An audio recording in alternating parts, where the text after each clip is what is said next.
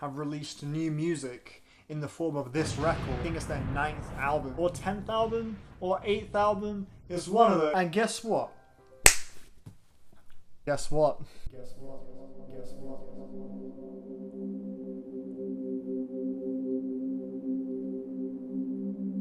Their old producer pal, this guy, is back to help with this new record, Ohms. I'm assuming it's pronounced Ohms. I'm just going to call it Ohms because I want to. And this is a band, right, that is no stranger to sounding angry, tangibly pissed off, self-deprecating, awe-inspiringly huge, texturally satisfying, all of those things simultaneously sometimes. That's Deftones, bro. That's how they be. But I think this new album is arguably the hardest they have pushed and hit home those trademark Deftones traits, and I love it for it. I'm a Deftones fan. I like this band. I like their typical sound. If you've heard a Deftones record in the past and you were not really into it, that weren't really your thing, I can't imagine this album would like convert you into like a huge Deftones fan, or this will be the one that you like. I really couldn't see that. Maybe, I don't know. You know, it sticks pretty closely to what has made the band appealing beforehand. Chino Moreno's vocals on this record are throat shredding as fuck. They are distorted as hell with some really interesting uses of vocal effects on some of these songs as well. He sounds ear-splitting in the best way. The guitars are crunchy as fuck. The builds are huge. The textures are massive. It does sound pretty vividly like them playing it safe, or just them doing what they're known for. They experiment on this record quite rarely, but I think that kind of plays to its strengths in a lot of ways. The tunes are just kind of, they're really dynamic too. You shift through some pretty exciting phases. Overall, I just feel like it's pretty undeniable if you're a fan of their sound. I would say the album in their discography that this new one reminded me the most of was Koi no Yoken, which is actually my favorite record by Deftones. So, you know,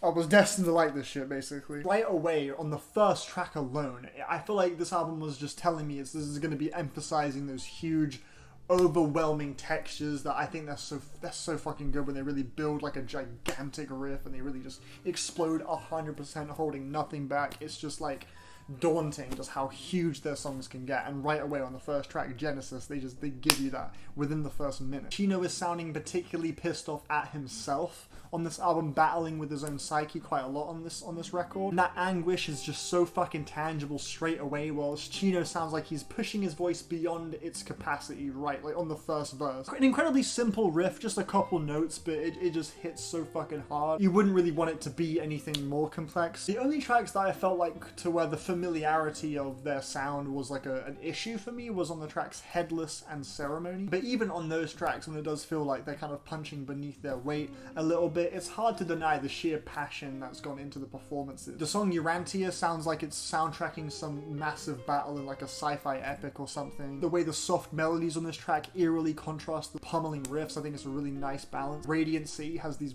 really great gorging riffs that make me feel like my body's like vibrating, like my body's commanding me to just like run at the maximum speed, like just fucking go. Like it's such a like a visceral song, such an urgent sounding song. The most abundantly like dazzling tracks off first listen for me were the title track and This Link Is Dead as well. The guitar flourishes on that closing track, the title track, are just devilish as fuck. I really love how kind of playful they sound, but they never lose that like fear factor at the same time. And This Link Is Dead, Chino sounds distorted as fuck on that song. He sounds completely ravenous. And yeah, I think this record does a good job of sounding particularly quite bloodthirsty. Like it's not like settling for anything less than the absolute most. But it has some nice cool down moments as well. The Spell of Mathematics has a really beautiful second half, which kind of brings things back to the delicate atmospheres of Deftones music. You know, they've toyed around with that too on albums like Saturday Night Riffs. So this track starts off as a total powerhouse with some of the fuzziest riffs on the whole album, but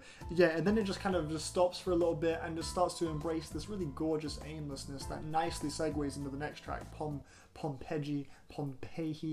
I don't know how you put it, I'm stupid. That's the quietest track on the record, and it's those moments of clever pacing that I think keep the album engaging. It has a good track-to-track flow, bouncing back and forth from what I want to hear from Deftones as a Deftones fan, and giving you those nice emotional nuances at the same time. Overall, making Ohms a record that I can quite easily get pretty immersed in and swallowed by.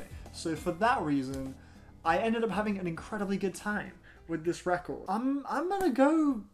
Do I do 8 out of 10? Bro, I've been battling between the score, with the score, I'm really stuck. It's definitely 7 or 8. It's definitely 7 or 8. I feel like it's gonna hit that like real solidified 8 out of 10, you know, status soon, because it's just so, like, for me, it's just so undeniable just how on point everything about the album is. It's just a bit identityless in the Deftones canon. That's the only problem. It's just, it doesn't really stick out as them taking much risks, and I love to hear risks, you know. I always love to hear artists like push themselves into new territory, but it does sound like they push themselves 100%, but the musical direction is kind of familiar. But it just fucking rips, bro. I'm giving it an 8 out of 10.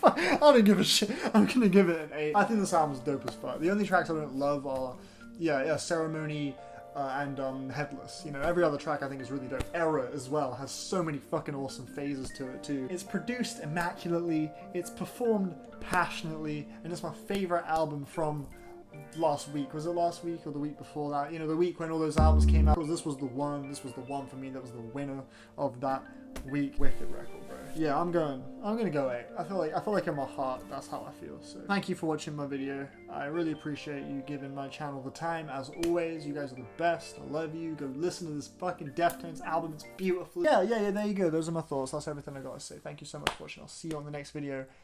Good.